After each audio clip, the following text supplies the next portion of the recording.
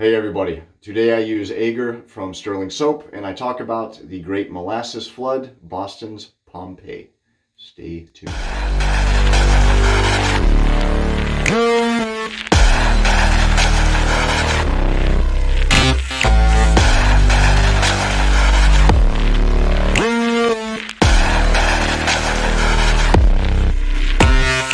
Good morning everyone, how you doing? John Bonham here, Cape Cod Wet Shaving. Another day, another shave. Coffee of the day, Dunkin' Blueberry Muffin. I bought this, I saw it literally as we were checking out. I saw the blue package and I saw blueberry and I just grabbed it. And then we made it and I was tasting it. I'm like, this is some really funky blueberry coffee. It's because it's not blueberry coffee, it's blueberry muffin coffee. So now that I knew that, it's not as weird to me. I'm like, they really messed up blueberry. Not bad. Dunk's getting a little close to too generic for me. I don't mind generic coffee. I'll have it every now and then.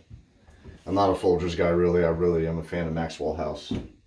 And Chock full of Nuts is pretty good as well. So, I should do a history shave about Chock full of Nuts, by the way, because I had to look up that name.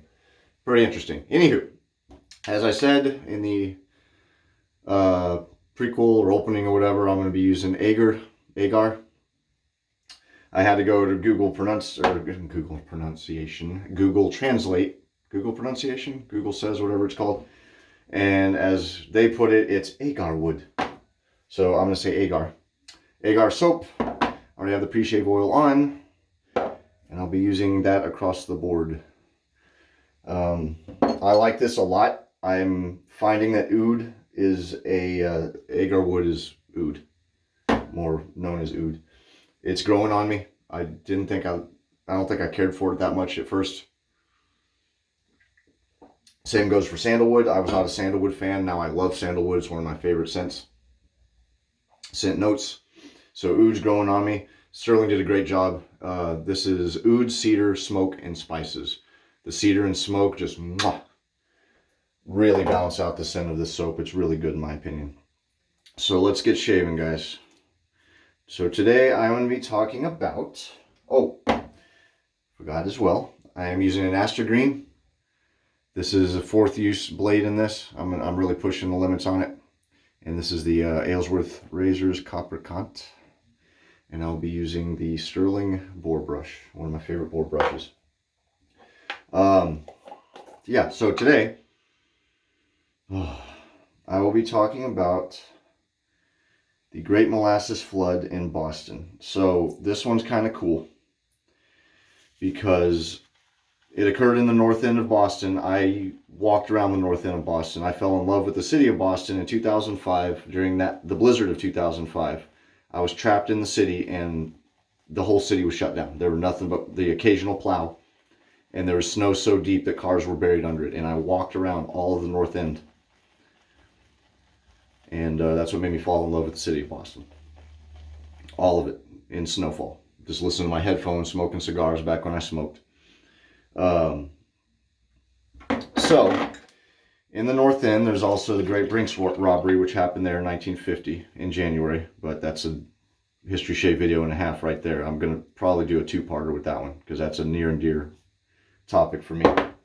I even have a book about it. So, anywho. Alright, so the Great Molasses Flood was also called the Boston Molasses Disaster. It occurred on January 15th, 1919 in the North End area of Boston, Massachusetts. So, for those of you that know Whitey Bulger ruled over the South End of Boston. Boston is cut into 2 halves, the North End and the South End. The North End's very nice, so is the South End. But the South End, Southie as they call it, is really steeped in history. The whole city is, but Southie is really steeped in a lot of history, but this happened in the North End. So a storage tank owned by the Purity Distilling Company located at 529 Commercial Street had failed. So Commercial Street, I'll be showing maps later of the North End of Boston, but Commercial Street, if you're in Boston, I'm trying to think of how this will look. Okay, so on the map, you'll see this road that curves around, and it basically goes over the whole part of Boston. Be a fact the Brinks robbery happened on Commercial Street as well. But Commercial Street's a really major hub. I've walked up Commercial Street. In fact, I walked by the very site that this happened and had no idea until I went on Google Maps to look up where modern day, what it looks like. And I went, oh my God, I know exactly where that is. So kind of cool. That's why I picked this one. So the storage tank stood 15 meters or 50 feet tall and 27 meters or 90 feet wide. At the time, it held 2.3 million gallons of molasses. So there's a photo of the tank. I don't know when this photo was taken. Obviously, it was before the flood. But everything around that tank in this photo was gone. Okay? It became a parking lot after the flood. All right, just give me a sec. I'm trying to find the balance here with this soap, the sweet spot as I call it. I am using my Winding Pines pottery mug from Cara. Hello, Cara. Trying to get some lather going. There we go. So that tank, it's a pretty big ass tank. There we are. My face is dry. Let me go ahead and remedy that. Please excuse the water. I'm a little hyper. Got a great sleep. I'm in a good mood, and I've had a lot of coffee, so I will be silly to some degree with this video. Oh, you might have noticed that I got my ears lowered finally after like half a dozen videos of me going, I need to get my hair cut. I went and got my hair cut. Although you probably saw the posts. I did it for, wow, look how thin that's going on. That's terrible.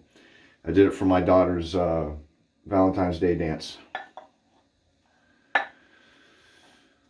So I went and got my hair cut finally.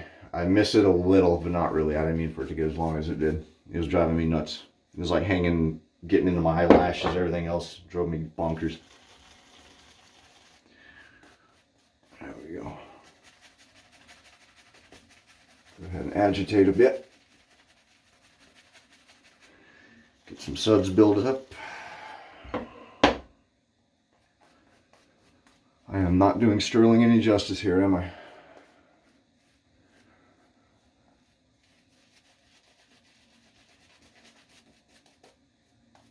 Just give me one sec.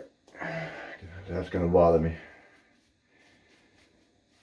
For veterans who have been wet shaving longer than myself, I apologize. For people new, who happen to be new to the channel and watching this, this is not good lather. Some people like it this way. I don't. I like it big and thick and viscous like spackle. And this is not that. All right, give me a sec. Okay, molasses at the time was widely used for fermentation. Okay, so this was 1919. This is before Prohibition. Okay, so they were using it for fermentation, primarily for rum. There we go. Much better. Así se joga besa. And believe it or not, ethanol was very widely used, probably more than for consumption. It was widely used for the creation of munitions, okay? i.e. ammo and the like. Bombs, etc., etc. So, it was very used. Boston was one of the major hubs of the country, if not the major one, to produce and ship out ethanol. And this was also the largest tank in the town, in the city of Boston, and they had several of them because it was, again, a major hub of production for ethanol. So, mostly used in rum, but the resulting ethanol is also used in munitions. Just said that. So when Purity Distilling was informed that the tank was beginning to rust, okay, they responded by painting the tank brown. Awesome. Not good safety practices, I don't think. Coppercont, Astra Green, 4th use, first pass.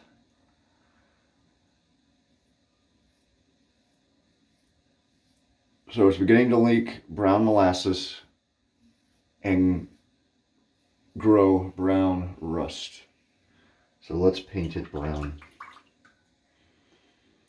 Outstanding. Time is money. When you stop production of something, time is immediately money. I'm going to shorten my sideburns here too. They've gotten a little longer than I meant for them to. There we go. Not bad. Be a fact, won't get too political, but the stuff going on with the train in Ohio, with them burning the chemicals, it's not right. John Kearney, a dear friend of mine, lives in Worcester, Ohio. I already looked it up, John. That's across the state from you, thankfully, but it doesn't mean you don't at least, you might get some of the chemical smell from the wind. But for them to just up and burn it like they did, that reeks of time is money, in my opinion. Because they said they had to do a controlled burn because it was going to burn anyways. I just think that was honestly the quickest way to get rid of it and clear the line up. But that's just me, this is my opinion, and it is not my intent to start anything. Only what really was a red flag for me, I know I'm getting off topic here, but what was a red flag for me was they let people go back to their houses and they said, oh, by the way, if you feel the need to have your houses tested, you can call us, we'll give you free testing. Well, if you've said it's okay to move back in, shouldn't you have tested it already? That's just me. Ugly situation, man. We got so much crap going on. It's one thing after another, it seems like. Anywho. So, painted the tank brown. Good for them. Well done, gents. So the molasses was purposely kept warm to make it easier to pump. Molasses is very viscous, as you guys obviously, I'm sure, are aware. In fact, I'll get into the viscosity of it here in a second. The day of the flood was also in the 40s, the mid 40s, which was highly unusual for a Boston day in January, take it from me. It's actually lately not as unusual as you might think. Be a fact, today is a record-breaking warm day. I'm going to be raking leaves after this. So that's part of the reason I wanted a smoky scent coming off of me while I'm doing leaves outside. After a shipload was delivered the previous day, the tank finally failed at around 12:30 p.m. Okay. I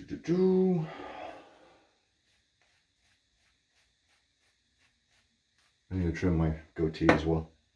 That's another thing that drove me nuts, is I gotta move it out of the way to shave. I hate that.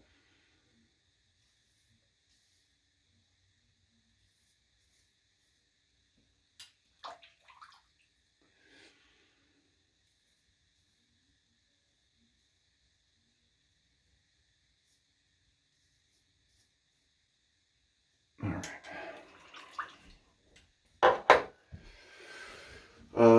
Metal rivets, 1/2 an inch thick, were torn out and shot through the air like shrapnel. Some even cut through steel girders of an elevated railway. Okay, there was an elevated railway right there. So there's one of many photos of the railway, damaged railway. As you can see, it's not happy. And I don't know if that's a piece of the tank in that photo or not. It very well might be, but I mean, there's just so much damage and twisted steel and wreckage that it's hard to tell. You know what I mean? Be like an airplane crashing into a metal, steel mill. Well, obviously you'd be able to tell something's aluminum versus steel, but you get the gist of it. What was called a 30-foot tall wall of molasses, which was later determined to be 40 feet tall at its highest point, and a spread about 160 feet wide. I'm not sure how they calculated that one. I'm guessing based on the damage. Was moving at 35 miles an hour, which is the equivalent of 56 kilometers. It went rocketing into the city. All right. The density of molasses, here you go, is 1.4 metric tons per cubic meter. The tank held 12,000 metric tons at the time of its rupture. That's crappy. Second pass. As such, the wave easily obliterated anything and anyone in its path. A train was picked up and tossed off its tracks. Cars were tossed like toys, and the Engine 31 firehouse was literally picked up, ripped off its foundations, picked up, carried, and almost dumped into Boston Harbor. Because where this tank was right on Boston Harbor for the purposes of shipping, because the molasses would come in by ship, and they would pump it right off the ship into the tank right near the water. It was right near the Charles River. Not not Boston Harbor, sorry, the Charles River. Photo. I do not believe this is the firehouse, but this is one of several buildings that were picked up and relocated by molasses. All right. So people and animals were picked up viciously and were hurled against buildings or suffocated. 150 were injured and 21 were killed. Imagine breathing in something 1.5 thicker than water. 1.5 times thicker than water. Ow. Yeah. If I had any reservations about this blade being done, it is now. That just snagged on my freaking fingernail. That could have been worse, huh?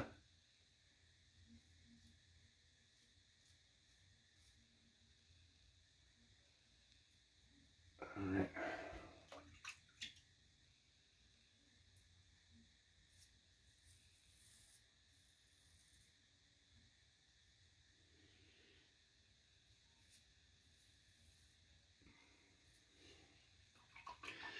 A layer of the sticky substance, 2 to 3 feet deep, then settled after the flood subsided. Rescuers trying to help found that they themselves needed to be rescued as they got stuck in the cooling molasses because the day was starting to come to a close. The sun was going down. It was starting to hit probably 30s.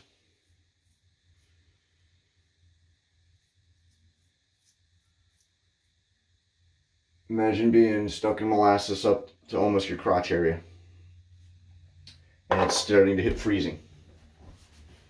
That's no bueno. Yeah, so I picked this photo of the ambulance. I thought that was kind of symbolic. Just a lot went into it. The rescue, I mean, I can't imagine how horrible that would have been.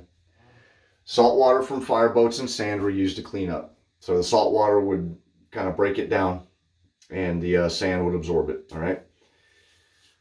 It took 2 weeks to clean the immediate area where the rupture occurred and all that, and months to clean completely, to clean the greater Boston area and the neighborhoods and everything around it. All right. Let me relather. I'm going to wet my face a little, and without using water, I'm going to use the brush to wet my face so I can then apply more lather.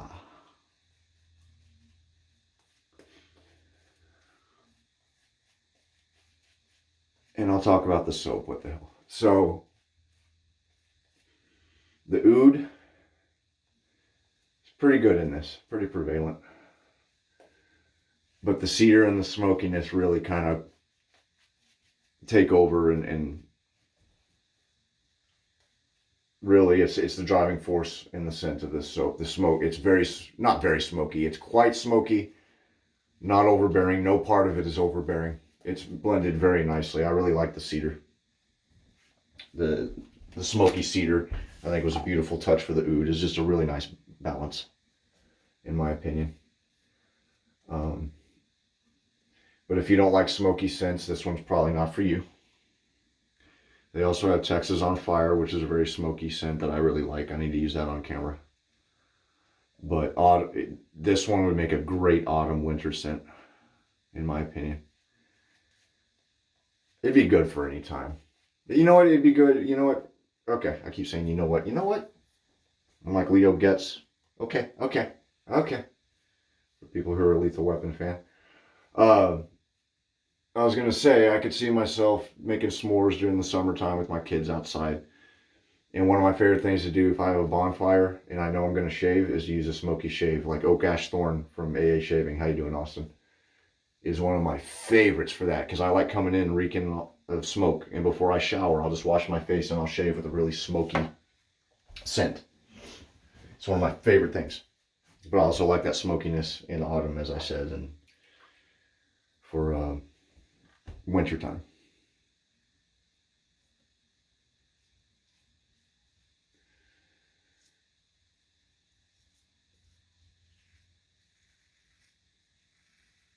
But for those of you who like oud, I think you'd like this one. Just keep in mind that it has a smoky balance blend to it.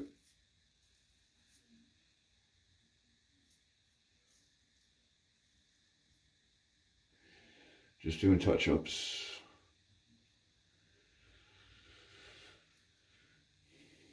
Got the windstorm.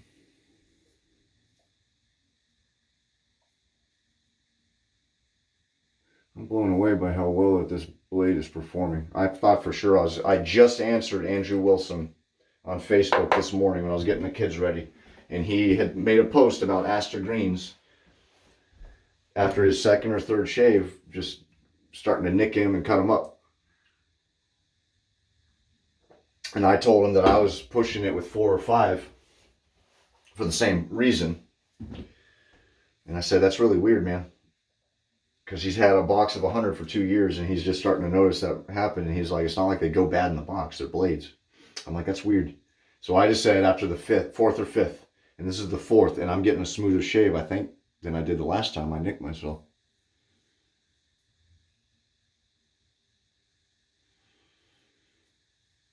Very strange. All right, whatever. Gift horse in the mouth and all that, right? Okay, so saltwater. Okay, so today only a small plaque marks where the flood occurred. It's in a park. It's low. It's a little green plaque. I guess Bostonians are kind of embarrassed by it. I don't know why. Shit happens. Excuse my French. I try hard not to cuss on these because I don't know if there's, teenagers or something watching. They don't need the help, at least not from me. So get enough of that nonsense as it is. Like I tell my kids, the intelligent thing is to find the many other words you could use, and I'm guilty of it as well. I cuss like the sailor I was. Anywho, moral lesson, huh? The more we know. All right, so I'm going to try to do this right. I have a before and after here. So the spot where the tank once stood is now a baseball field in Pompeii Park. So I knew it was a park. I knew there was baseball fields. I walked right past them. In fact, I walked through, I think there's 2 baseball fields. I walked across one of them during my walk in the blizzard in 2005 to look in the Charles River. So I might have walked right across where the tank was. How badass is that? So here's a before photo. This is not a map of the time, but this is an older map. I think this is in the 70s. This is the north end. Where that circle is where the tank was and where the Molasses, the company was, okay? If you follow, I don't know if I'm doing this right, because I know the circle's over here, so let me move to this way while I keep the photo up. That circle, if you follow it this way, I believe. I might be doing this the wrong side, but either way, if you follow the water down, there's a Coast Guard station, like right here. And the Brinks robbery happened like right in that area. So that's where it was. Now here's the after. You ready? I took this screenshot. I looked it up. This is a current map and a street view down at the bottom. And that's the park. I think that's the field I walked across. And it's pretty neat looking at that, because it's like I was just there, even though that was what, almost 20 years ago. Oh, what happened to time? That's so bad, dude. I almost said 10 years ago, 15. Nope, 20. Oh my God. Anyway, I can't believe it's been 20 years. So residents claim that even today on a hot summer day, you can still smell molasses coming from the city streets.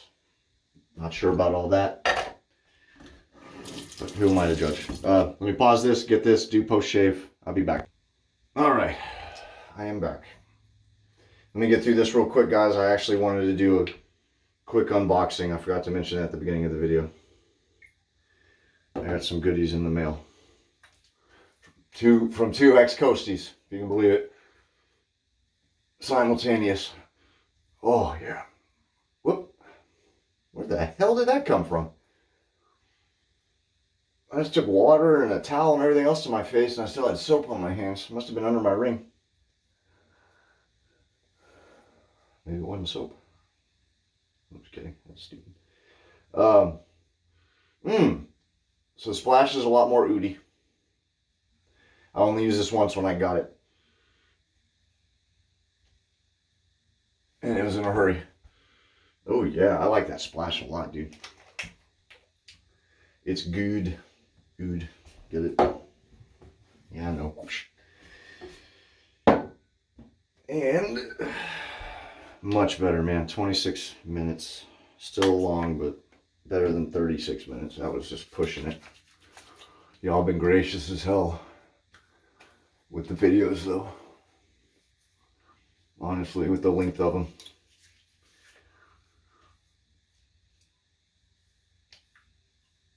I appreciate it. I did get a really good recommendation from a friend. I won't go more into it than that, but it'll coincide with the soap release. I'll just put it that way. And I've already looked into it, done some research on it, and I'm excited because it's pretty cool. It's a tragedy, unfortunately, but it's very interesting. And I didn't hear about it, which is right up my alley. Because I was like, oh snap, I had no idea that occurred. That's a history shave in my book. All right, guys. So the smokiness and all that gets rounded out beautifully by post shave. Because the balm and the splash are more oudy. So that smoke gets toned down quite a bit. What a hell of a good set, man. Wow, that's good. Woo, that's really good. Okay, 27 minutes, perfect. An unboxing, away we go. So Joe from Subtle Art Soap, how you doing, Joe? Told me this was coming. Thank you, buddy. Didn't have to do that, and this is just a cheap $3 knife, I think it was, from Walmart. I lost 2 Gerber pocket knives. One that was given to me to Jess, that one still hurts. Both of them at a trampoline park with my kids. So I'm pretty upset about that. Last time we were there, people were looking at me weird because I was like spelunking in the ball pit, trying to find my damn knife, because I think that's where I lost it, playing with my daughter there.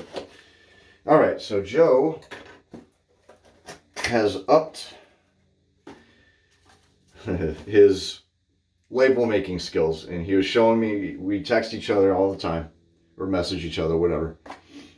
And he sent me a photo of his new label. I'm like, that is fantastic, man. He's since made a post, so I feel comfortable. But one thing about Joe I love, and he's done this since I've known him as a company, his presentation is really good. So he said he was going to send me this. Last year I asked him, really kind of begged him, really, I think it was more begging, to make a barbershop scent. I loved his scent so much that I'm like, dude, you'd make a killer barbershop. You got to give it a shot. And he finally did. And he made Mid-Cape Barber.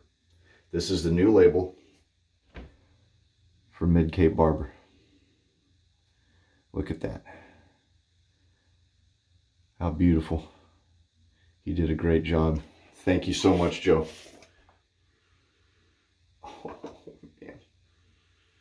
Oh, that's so good. Ow. Oh, that hurt. Oh, that's good. Go give that a shot, especially if you're a barbershop fan. That's one of my favorite barbershops I've ever used. Killer. All right. And that is from Subtle Art. I forgot to show that. I blacked this out specifically for that. This one is from Cobble Hill Farm. This is from John D. I don't know if he wants me to use his last name or not. Since that's what he puts on his Instagram, I will just leave it at that. This one I was excited about.